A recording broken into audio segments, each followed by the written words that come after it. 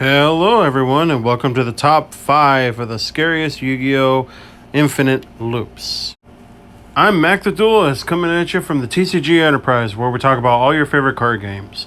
So you guys, we're going to go on to this infinite loop here, but you have to first ask yourselves the most important question of all. And that question is, what is an infinite loop? An infinite loop is a never-ending cycle of effects activating in response to each other or a series of continuous effects that never settle. Now, throughout the whole span of Yu-Gi-Oh!, we've seen a lot of gameplay with a lot of infinite loops, but these ones definitely come to mind. Starting off with number 5, the Yadagaratsu.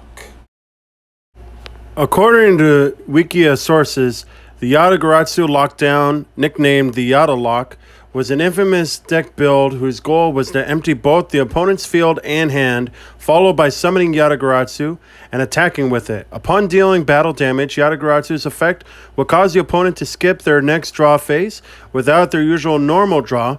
Then the opponent would then be required to have their next turn with no cards to play, either on their field or in their hand, forcing them to pass that turn. On the player's next turn, the player would then summon Yadagaratsu and attack again, then repeat. The opponent would never have cards to play for the rest of the duel, effectively locking them out of the duel and guaranteeing the player a win. Now, with this strategy, it's very hard to do it now, being that Yadagaratsu has become legal on towards the ban list.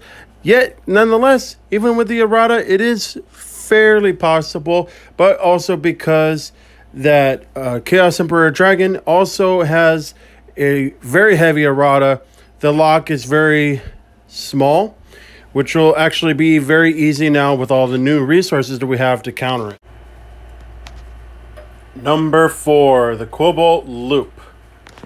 Now, the Cobalt Loop revolved around about the Synchro Age of 2009, 2010, where you would use Cobalt Hedgehog and Imperial Iron Wall into an infinite loop that would take all your opponent's life points. Simply put, if you have a tuner face up on towards the field, then you would revive Cobalt Hedgehog from the graveyard with its effect. Then you could tribute it off with Cannon Soldier, or you could use Mass Driver. And then having Imperial Iron Wall activated with Cobalt Hedgehog, it will not banish itself, so you can repeat the process and start hitting your opponent's life points. Number 3, the Gothams Hand Loop. The goal of this deck is to use Double X Saber Gothams effect to tribute off of Double X Saber Fault Troll and Double X Saber Regigura so that your opponent starts their turn with 0 cards. Gothams consistently can be summoned with the aid of such cards as Bogger Knight or 1-for-1, and then when Gothams is onto the field, the player should already have 2 or more X-Saber monsters in the graveyard to fulfill Fault Troll's summoning requirement. Special summon both copies of Fault Troll and resurrect Double X Saber Regigura, tribute off from 1 Fault Troll and 1 Regigura for Gothams effect, then use the other Fault Troll to revive Regigura and add Fault Troll back to your hand. Repeat the combo until your opponent has no cards in hand. Number 2, the Colossal Fighter OTK. Formerly a popular deck type in the TCG, this deck originally evolved equipping Armory Arm to opponent's monster so its attack was increased to a higher point that of Colossal Fighter. Then when it would attack Colossal Fighter continuously to inflict burn damage to the opponent, it eventually got ruled illegal into the TCG as well as the OCG. The effects of resolving the order would continuously go towards your opponent's life points when the destroyed monster was sent to the graveyard. You could also do this with the Fire Princess OTK when you have Rainbow Life out up on towards the field.